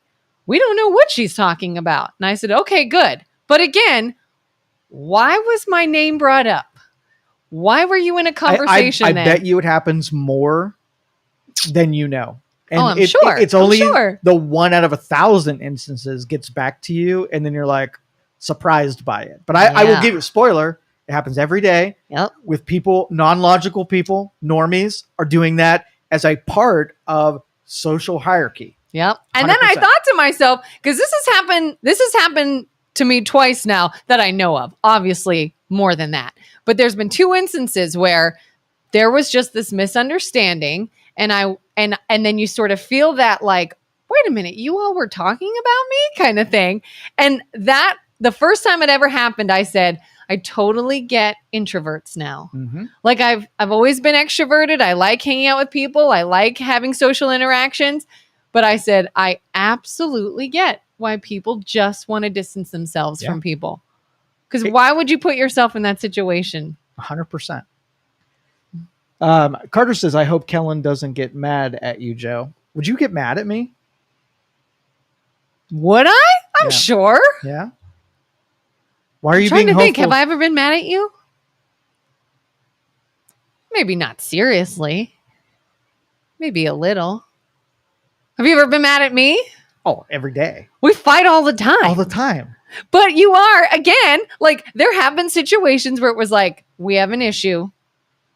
We're talking about right now. 100%. Otherwise, it just stews. We are a lot alike in that respect. And that's why I think we get along well professionally. And also, you're as social a friend as I have, right? And yay.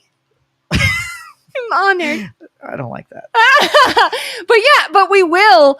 And we'll see the differences come out. If there is like something we have to address, you're going to be straightforward and I might cry, right? But we'll be on the same page and then it'll be better. Well, we know that about one another. And that's part of a relationship is knowing how you process information, how you rebound. Like I would never say something hurtful for the sake of doing it. Yeah. It's only going to be something productive, like that helps you get better. It's a part of wisdom. You might not want to hear it, but it's a truth. And I got to tell you about it. But if I have a criticism about something that does not affect me whatsoever, and I know that you're not going to be able to take the information and make something better, I'm not going to say it just to hurt you. It's not a weapon that I have in my arsenal to use. Even though I could. I know I can make you cry. I know I can make you cry right now. It is not hard to make me cry. I cry all the time. I cry if things are happy, if things are sad, if things are cute, if things are sweet. Everything makes me cry. I could if I wanted to. Yeah, I know you could. Okay. I would rather know that someone's personality and actions are real, good or bad, by the person who is a phony and distrustful, but the person who is phony and distrustful makes it harder to get along with, because a member of an association, board, or any group, and you will have to become very good at body language and physical responses to tell if they are being truthful.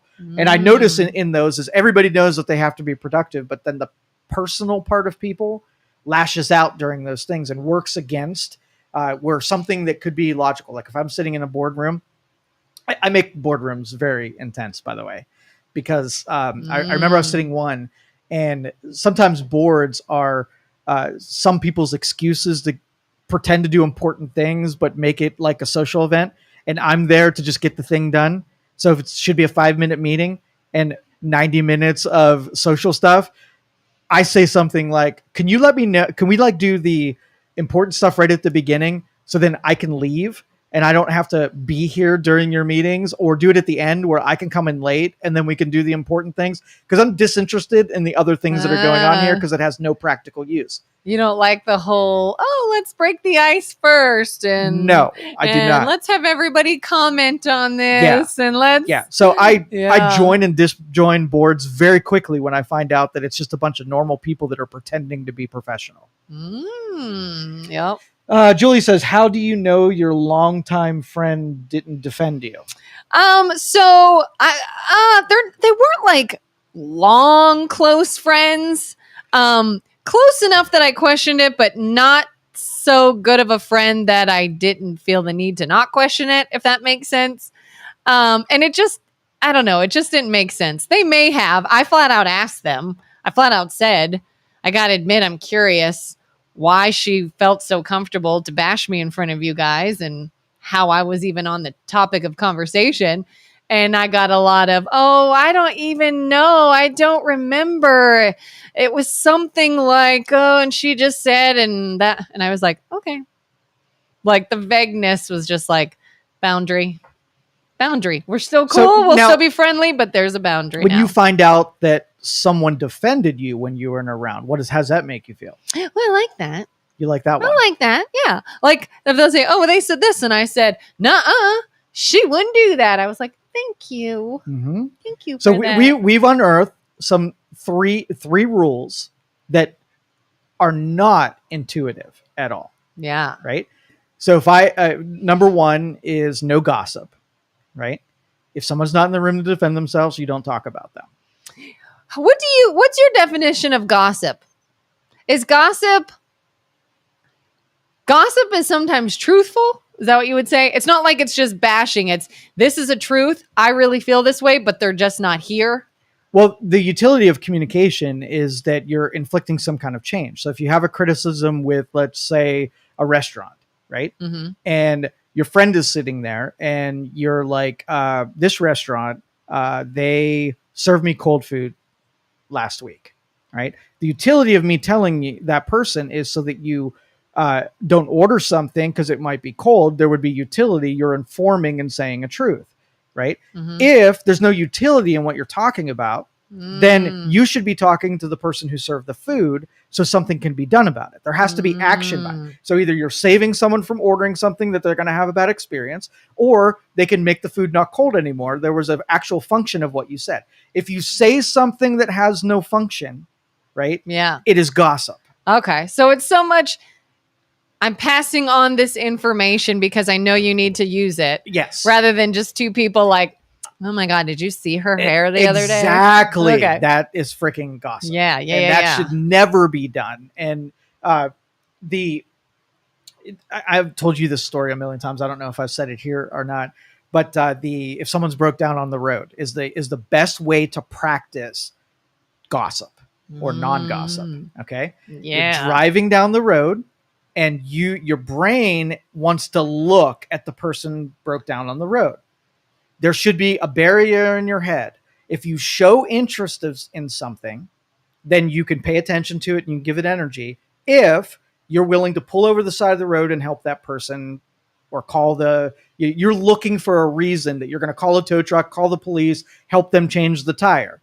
If you're just looking, that is how you program your show.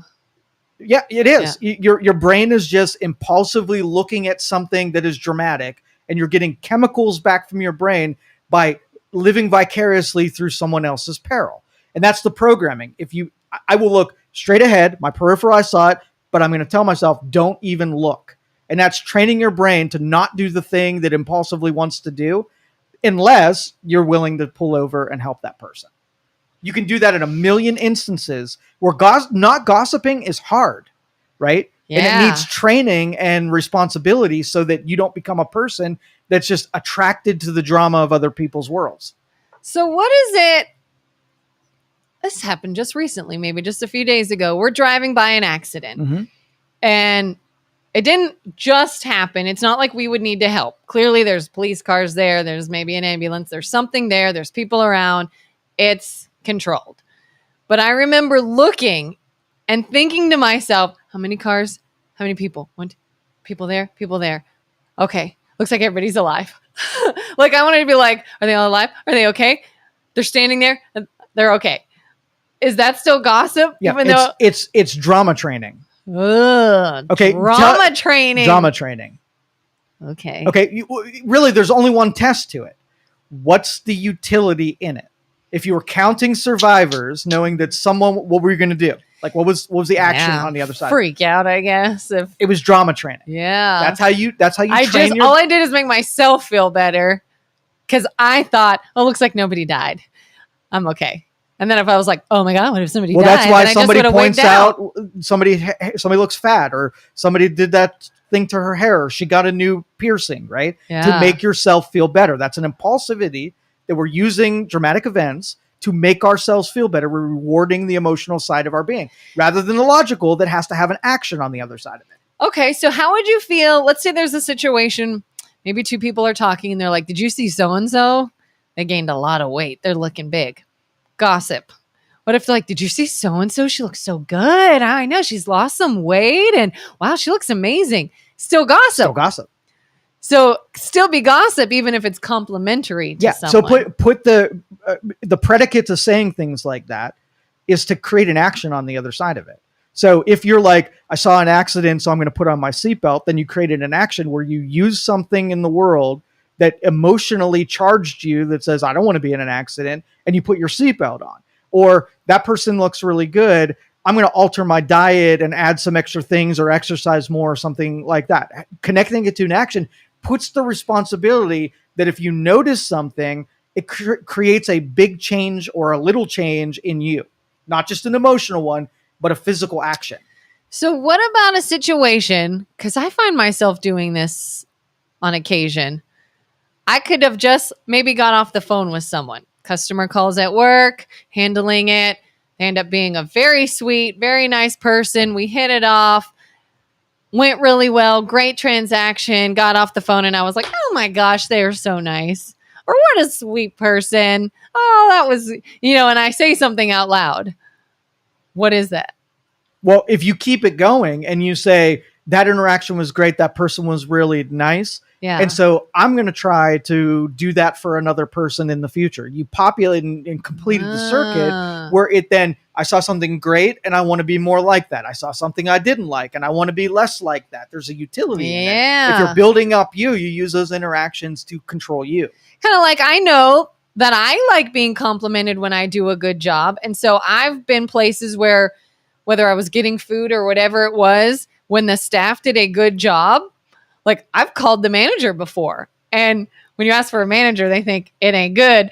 But I'd be like, yeah, no, I just want to tell you, your staff was so friendly and efficient and they were really polite. But we complete, again, this is the same theme, is that when we complete the circuit, it means we get to tell ourselves what to do. It means more responsibility for us. If you notice something, you become smarter, better, more efficient, right? And you could pay it forward. Right. But if you're lazy and you're like, I just want to notice things and I don't want to do anything about it, I want it to be all negative and just make me feel good inside, that's gossip. And if you cut out the gossip and use those instances to create action on your end, it's no longer gossip anymore. You are imparting wisdom.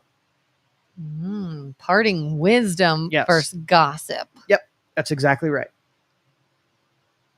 Couldn't someone say, oh, I said this thing about them and it probably wasn't good, but I was imparting wisdom to you about them?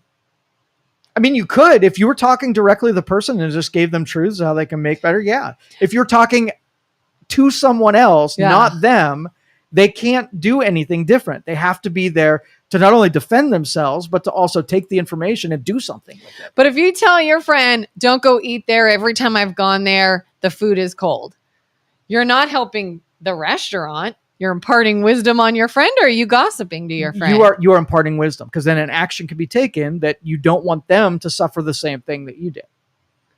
So if I said, oh, don't go talk to them, they're a bit of an idiot, am I imparting wisdom on you, or am I gossiping about them? You're imparting wisdom. I feel like those are very close. They're close, but it's so long that the responsibility action is on you. You can explain to me what the utility of the thing that you said. It's no longer gossip. They're related because you can use emotionally charged things that fuel an action. You just have to tell me what the action was. So if I'm like, all right, John Smith over there is a total idiot. Don't patronize his business. He's a jerk. He does bad business. He's going to cheat you out of money. He blah, blah, blah. I'm imparting wisdom. Yes. So that you don't get burned. Yes. I'm not gossiping. Correct. Even if I'm not saying it to John Smith. Yeah. When would it become gossiping? If there's no action associated, you're not trying to save anybody. Like, she looks so fat. And I'm like, yeah, what do you want to do with that? Where's the utility in it? So let's say it's he's a dairy farm and you're lactose intolerant and you're not giving him your business anyways. And now I'm saying, and he's a jerk, and he's a cheat, and you he's did not a do butt. it for utility. You were not. That's gossip. You were not trying to create a positive action. You didn't do okay. Again, they've got the same nouns and verbs in it, right? Yeah. But it's the intent that matters. Like, if the acid test is, you have to tell me why you said the thing. What were you trying to do? Now, if it's, I don't want you to like them, that's gossip, right? If it is, I want to save you from something that I wouldn't want to endure, right? Yeah. 5 people have fallen off this roller coaster last week is important information. Should I go to Cedar Point and say 5 people fell off your roller coaster? The action is, I don't want my friend to die off the roller coaster. And it's not gossip because that would be the utility. Well, I feel like gossip has this negative connotation when it doesn't always have to be then. Like, if I'm sitting around with some friends and I look over and I see a woman, I'm like, oh my God, her dress is so cute. She looks so cute. I love that outfit on her. Oh my gosh, her hair looks so good. I am gossiping about her, but it's not in a negative. Right. So it doesn't always have to have that negative connotation. But that's training. If you notice and talk about those things that have no utility, you're training your brain to make notice of things that do not matter in the landscape of utility. So if you're faced with 1,000 things you could learn from, or 1,000 things in your day, 500 you can learn from and become better, and 500 does you no good, what would you want to populate your entire day with? Learning experiences or brain dead nothingness experiences? Learning experiences. Okay, so here's let's just say we're going to shelve gossip, things that have no utility, and just do all utility things. Do you think you'll have a more productive day if all you do is utility all day long? Probably. 100%. You'll get smarter. You'll get more things done. And then you just don't have time to contemplate things that don't matter. All right. I was in a restaurant one time and we're standing there, we're waiting for our food. And I look over and I see this woman. This is a true story. And I love her outfit. She looks so cute. Very athletic leisure, but sharp and put together. And I was telling my husband, I was like, oh my God, I just love it. I love it all. I love those pants with that top. God, she just looks so cute. And so before we leave, she ended up standing by me. And I finally look at her and go, I don't mean to be weird, but I have to tell you, you look so cute. She's like, oh my gosh, thank you. I was like, I love this color. I love this together. You're so cute. And she's like, thank you. So it went from gossip to imparting wisdom. Absolutely. And it was good. You probably made her freaking day. I did. And I said, where'd you get those shoes? Those are such cute shoes. And then we talked about these shoes and where you can find them. And I said, I might have to go look at them. There you go. See, we new concept. So if everyone that's listening to this would just follow those 3 principles, your life would get better. And the people around you, they're like, you might say some hard truths to people. Yeah. So you're going to have to learn the disciplines of what to say and what not to say. And shutting up is a huge advantage. It is a, yeah. I'm a very skilled shutter-upper. What is that saying? Something like, better to be thought of unwise than to open your mouth and prove them right. Yes. Something along those lines. It's been said a bunch of different ways, but yes, that's the overall. I think of that all the time. Sometimes I'll go to say something and I'll be like, is this something that needs to be said?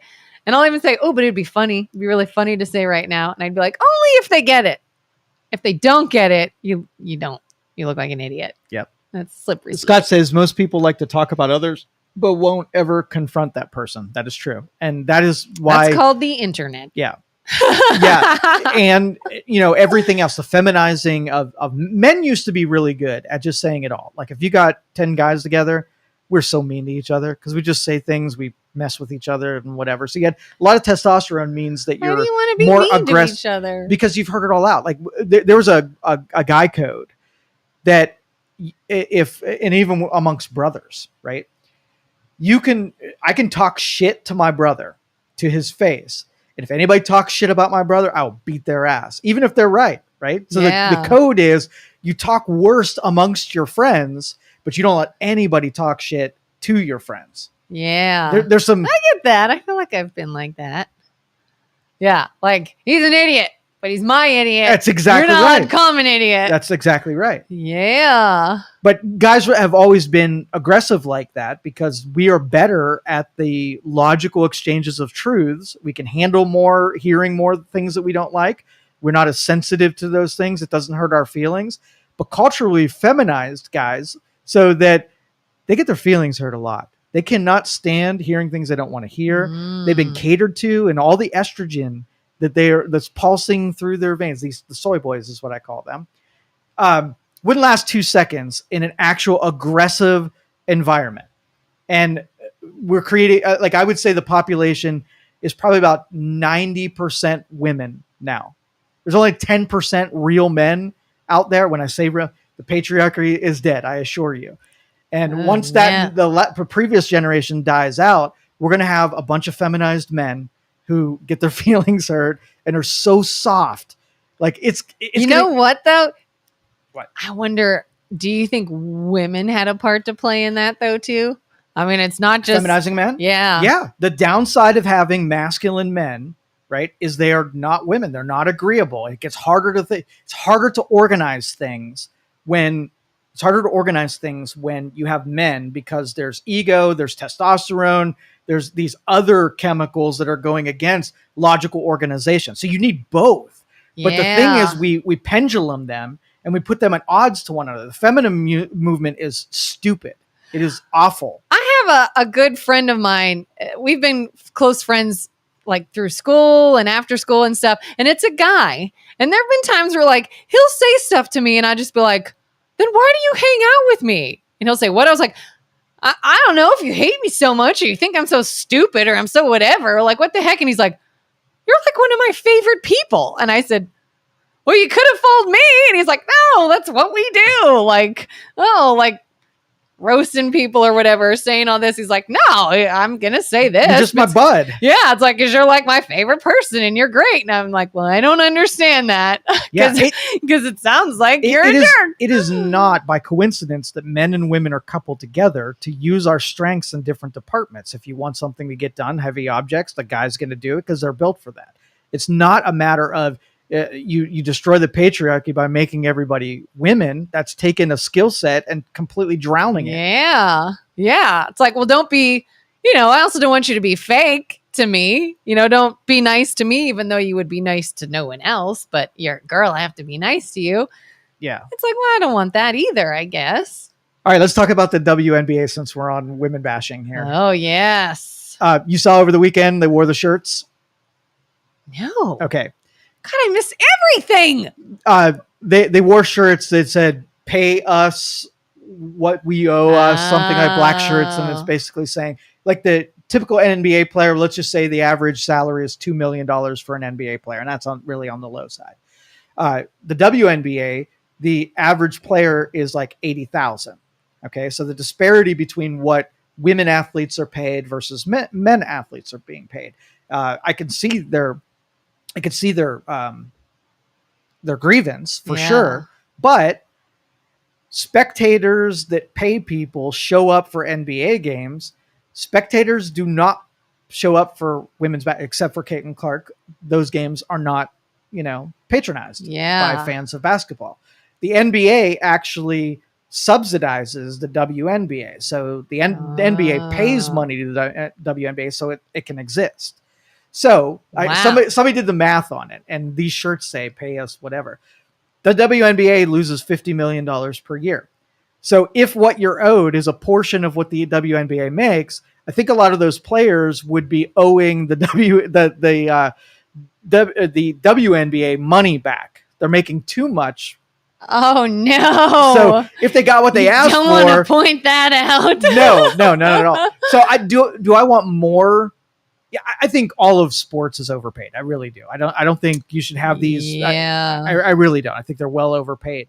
But I also don't think that sports, like if it was curling where we're talking about and 5 people show up and somebody told me I'm pursuing a professional career in curling, but it doesn't pay a whole lot, I would say, yeah, don't do that, Yeah. right? Before you even did it. So going into a sport that you know pays low is a risk that if it doesn't get fans and people and movie or television rights on its own, it can't stand on its own, you're not going to be paid a lot.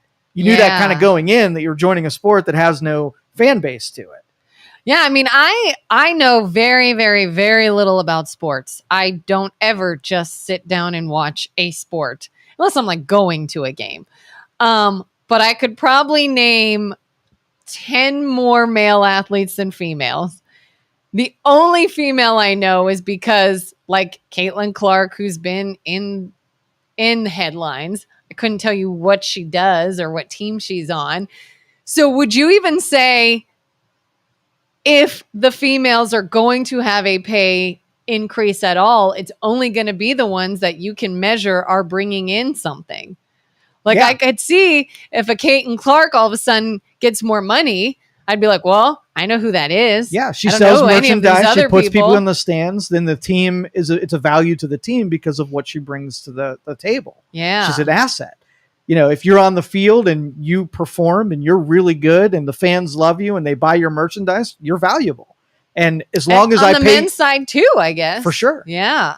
There's some people in the. I think the league minimum is like $300,000 in NFL. There are people that make $300,000 in the NFL because they don't have a fan base, they don't sell merchandise, and are not all that great. You're sort of just there. So they make the league minimum. Yeah. So I would consider in 3 products. Number one, does the WNBA have a chance to make a bunch of money? Yes, they are doing it right. They're making it like WWE wrestling.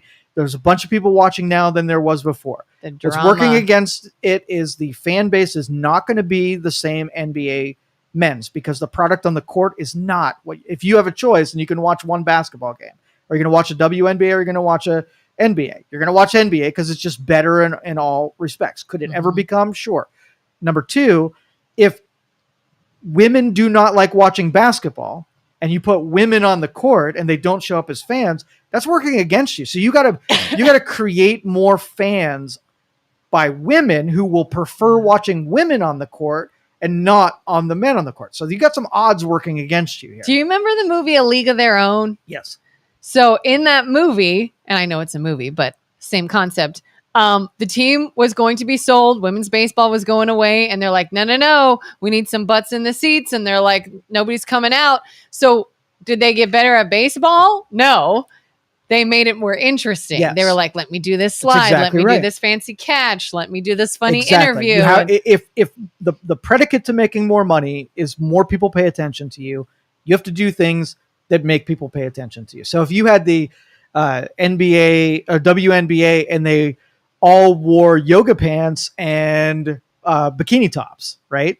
That would be a way of getting men to say, I got 2 games I can watch. Do I watch the hot girls playing basketball or do I watch the men? And you might capture some of them. If they start fighting each other, right? You might have people say, I want to watch for the fights. If you put a superior product on the field where the games are all close and it's exciting to watch and these people are exemplary athletes, then more people will pay attention. But you got to do something. Because didn't that happen with the Olympics? I feel like women's basketball had a moment during the last Olympics.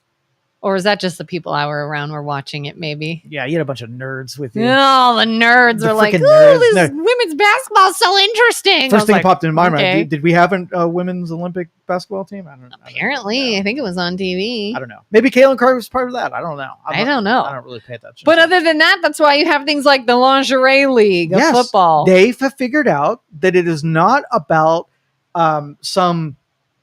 they're putting a product that people are consuming. So I can either have the food that tastes bad but is traditional, right? Mm-hmm. Or I can have the thing that's tasty and everybody likes. And if I put the thing on the court that tastes bad, but it's traditional, I cannot be surprised when I don't sell a lot of pizzas. Yeah. Right? You have to feed the consumer. Yep. Krista says, my stepson was trash talking women's basketball on whether he was right or wrong about how the women were playing. My husband and I told him he should support all athletes, and if he's going to take that tone, he should use it during men's games too. We need to teach our kids to respect women athletes. Not for the sake of doing it. You should respect all people, right? And if you are critical about the gameplay, like if you, I was think like if you're in the NBA and you shot the basketball 5,000 times a day since you were 10 years old, and you go up to the free throw line and you miss, I'm like, are you paid for that? Come on, get better at that, dude. Yeah. So my criticism, but I watched the WNBA. There are some bad shot takers out there. They should not be on a professional court. They need to be much better. Meaning they're just bad at what they're just bad at the game. Yeah. When you compare it to NBA basketball and what they're able to do, and it's just not the same product at the deal. But I'm for the feminist angle on it. You do something for the sake of doing it because you want to be supportive of someone and not mean to them, versus truthful and saying they're bad at what they do and it's almost unconsumable. Like, would you watch? You can do that with your kids. Like, I'm going to go to a kids baseball game. Right. And they're going to strike out a bunch of time, miss the fly ball and whatever. I'm going to watch them to support my kid because I owe that to them. Yeah. I'm not going to humiliate them that they did terrible. But if I just watched a Guardians game the night before and they didn't do all those things, and somebody says, which was better, this Little League baseball game or the Guardians? I'm going to say the Guardians all day, because that is exemplary play on the field. How you play. Those kids freaking sucked and they need to practice harder. I feel like another field too like that was, and maybe not anymore, I think it's gotten better, but female comedians, I think, used to get a lot of flack because, and I hated, I didn't want to say this and I didn't want to sound like I was like anti-woman, but if you have something where it's like, they're just not as funny. They're just not. All right, well, let's weigh this, because I think this was Krista's example too. So let's just say you had a kid in your neighborhood that was selling lemonade, right? They're fixated on becoming an entrepreneur. And you as an adult, you want to foster and not take wind out of their sails and becoming an entrepreneur. When asked about it, are you saying, did they have superior product? Did they do a good job at presentation? Did they have all of the skills already? No, they're just freaking learning. And we treat them with a little bit more, grace when you are not good at something. A fat person on a treadmill. These are people who are going to practice into their end goal, right? I can support people who are on a pathway to being something better and not give them information that is not going to be useful to them for the sake of it being true. Yeah. Right? I'm not going to say, I might give you criticism on your lemonade stand. If, you're mixing the lemonade with your hand, I might say something about that or give you some insight or helpfulness if I think it'll make a better lemonade stand. But I'm not going to give you delusion for the sake of doing it. You're not going to get any smarter. So if I were to give advice, is the WNBA the best of the best, or are they on a pathway to become the best of the best?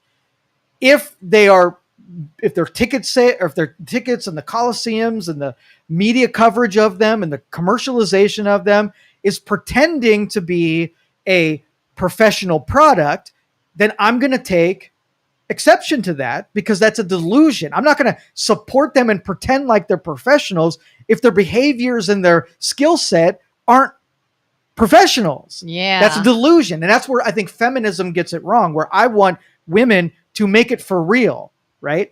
I don't want to pretend that they've made it for real and give them a false sense of security, because in the future, when that all falls down because they weren't as good as they, everybody told them they were, that's not fair. That's delusion. And I even saw that when my husband was in the military. He was in a unit that is traditionally all men, because it's extremely difficult physically, mentally. It's a very, very, very difficult unit to get in and even stay in. And there is this talk about letting females in. Yes. And they're like, you can try by all means. And everyone's like, but you need more females and girls can do things too. And they can. And then there was discussion of, well, they can come in if all you do is just lower this standard or change this thing. Exactly. And I'm like, you lower the standard, you're going to get them killed. The standard is the standard for safety. Oh, for sure. And if, let's just say during calisthenics, women can run less mileage. So we cut it instead of a 10 mile, we're giving them a 5 mile. All right. On the battlefield, what does a person that can't run longer distances mean when you're in a sniper team and have to run 25 miles? Right. The person that can't run, they die. Yeah. If you can't do push-ups, you lack upper body strength. And so you have to do the women push-ups rather than the men. Right. When you're in the battlefield and it means upper body strength and you are the low on the totem pole, you're at a disadvantage and you're also going to die. Yeah. Maybe the guy has to hit the target 15 times in a row and not deviate from the center line. And the women, as long as you hit the target, you're good. The one guy could take a headshot. The other one, massive body. And you missed and you gave away your position. Yeah. So what's the function if we have a person that is at a disadvantage? Making the team, is that the goal? Or being effective while you're on that team? Is that the goal? Yeah. So if a woman hits all of the marks that the men do, can do what the men can do, then they could be on the team. They've proven out in all of the utility and function of being on that team. They've gotten there. But if you have to lower the standards, then they're not really on that team. They're fake. And if they get there, that's when you pay them. That's exactly right.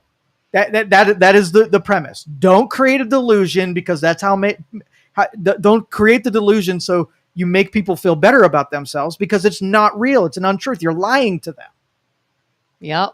And Jet says, yes, there is a women's basketball team in the Olympics. And no, Caitlin Clark was not chosen this past year, but should be in the next Olympics. Yeah. I think it's because she was white.